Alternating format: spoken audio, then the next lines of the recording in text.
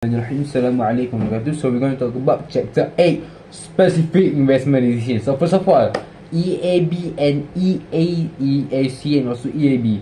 So regarding asset replacement, so we know that for an asset, as a management, we need to determine the best useful life for an asset, which is how long will the asset be in our possession before it start to disintegrate and can no longer be used.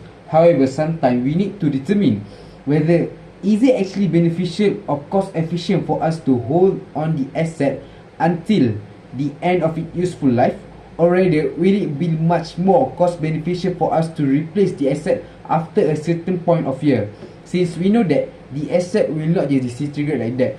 It will periodically decline in usage and also increase in maintenance cost and whatnot. So what is EAC trying to tackle?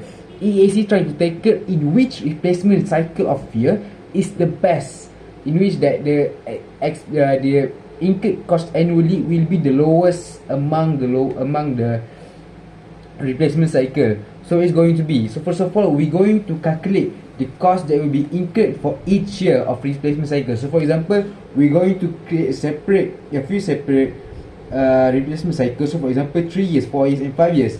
So we're going to calculate all of the costs incurred annually until the end of the replacement cycle. So for example, for 3 years, for year 1, year 2, year 3. For 4 year 1, year 2, year 3, year 4, and also for the 5 years, year 1, year 2, year 3, year 4 and year 5. So and then we're going to discount the expenses incurred in relation to the asset and also divide it over the discounted years of the replacement cycle, annuity factor of the life of the asset. So why are we going to, so why do we do it like that? So we can find the lowest cost bond for each useful life of the replacement cycle that we're going to use.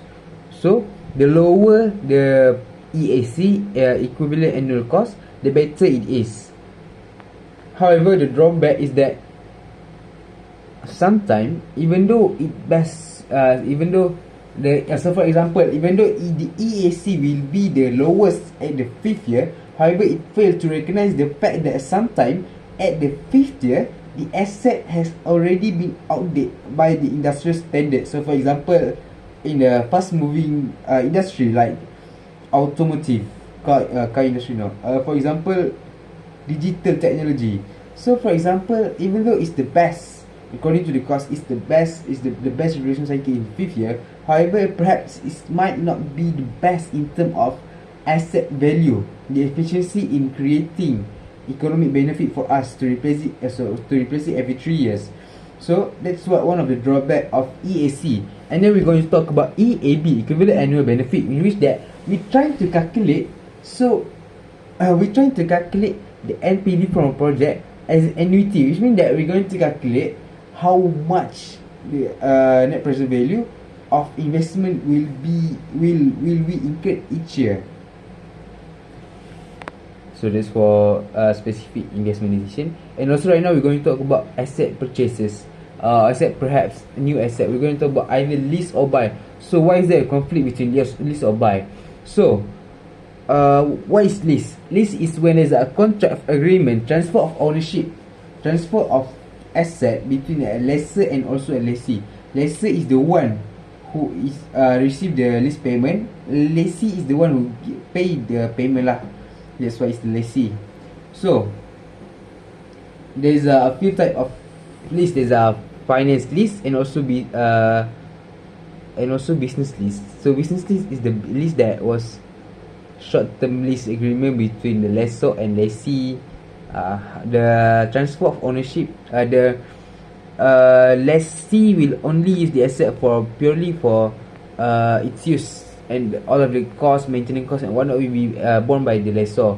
And also lease that are purely for a source of finance. So for some leases, there's a lease that will transfer the ownership of the asset at the end of the contract of the lease. The lessee will be responsible for the upkeep, servicing and maintenance of the asset. Okay, so why does sometimes we use why do we use lease instead of bank sometimes? So sometimes perhaps for a new company, they they didn't have a good credit rating yet with the bank, so it is likely that bank will be less likely to give them a bank loan to purchase the asset. So they can rely on lease. In lease, usually it's cheaper option, since the transfer of there's a no transfer of ownership for usage of lease.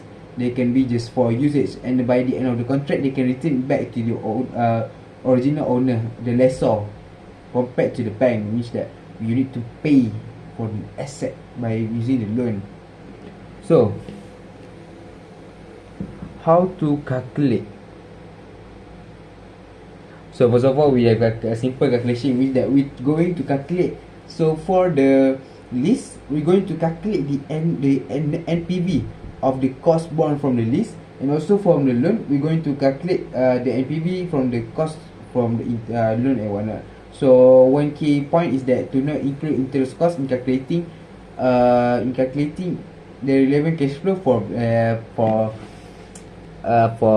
bank loan, since for this specific investment decision, we're going to use relevant cash flow. Okay, so capital rationing. So sometimes in investment decision, there's circumstances in which that we have a limited capital resources. So there's going to be a rationing. It's either going to be a hard rationing or the soft rationing. Hard rationing is a rationing that was due to external factor. For example, company inability to secure loan from a bank. So when you can't secure loan from a bank, you have limited resources of finance. So you need to start monitoring the amount of investment that is available for investing. So that's what is meant by hard capital rationing. So it was due to inability or perhaps due to external factor that causes us to not being able to raise additional finance. However, for soft capital rationing, usually it's due to management decision itself to not raise any other new finance. So for example, perhaps they would like to maintain their gearing at the current level, so they didn't raise any finance from bank loan, or perhaps the shareholder asked the management to not management would like to not raise any new capital finance from equity, so that the ownership of shareholder will not dilute. So that's one of them.